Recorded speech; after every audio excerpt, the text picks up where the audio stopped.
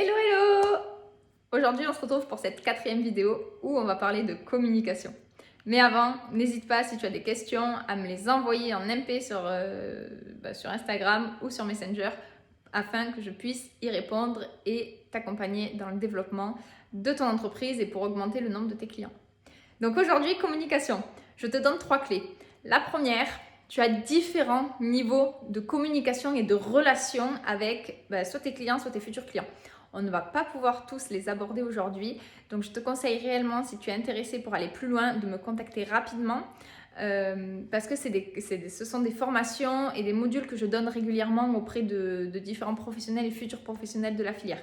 Donc, n'hésite pas à m'envoyer un message parce que ces modules-là ne se font pas régulièrement. Donc, il y a peut-être une partie qui va s'ouvrir prochainement. Donc, n'hésite pas à m'envoyer un message si tu as besoin là-dessus. Donc, la première clé, comme je te le disais, c'est qu'il y a différents niveaux de communication. Tu as un premier niveau où c'est la personne qui va faire connaissance avec toi pour la première fois. Ok ? Donc là, c'est la première fois où elle vient. Il faut que tu aies quelque chose de clair, de net. Tu sais, comme on dit, on n'a jamais la chance de faire une première fois une bonne impression, si je ne me trompe pas. Et donc, tu dois mettre tout en place pour que cette première impression soit bonne et que la personne ait envie d'aller plus loin. Ok ? Par exemple, s'abonner.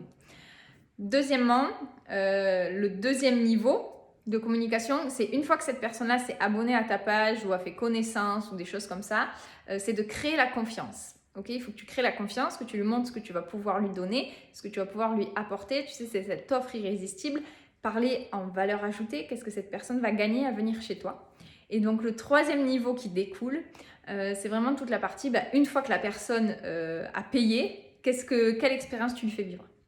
Voilà pour ces 3 niveaux de communication pour cette première clé. La deuxième clé, c'est du coup, pour tes personnes qui viennent pour la première fois chez toi, il faut absolument que ton site internet soit à jour et qu'il soit propre. Ok, pareil pour tes réseaux sociaux, parce que c'est vraiment la première impression. Donc, publie au moins 3 publications par semaine qui sont intéressantes avec tes horaires à jour, comment te contacter, que ce soit à jour, un peu tout ça. Ok. Et troisièmement, n'hésite pas, pour avoir des clients, pour toucher en fait cette première partie de clients-là qui ne te connaît pas, à participer à des événements qui sont liés à ta commune. Parce que souvent, quand tu as une structure équestre, quand tu es implanté dans un territoire, eh bien, tu vas toucher des gens qui sont autour de toi. Okay ? Donc, pour toucher ces gens qui sont autour de toi, quelle meilleure façon que de t'implanter dans ton territoire et de faire partie de la vie par exemple des associations, quand tu as des forums d'associations en début d'année, il faut que tu sois présent.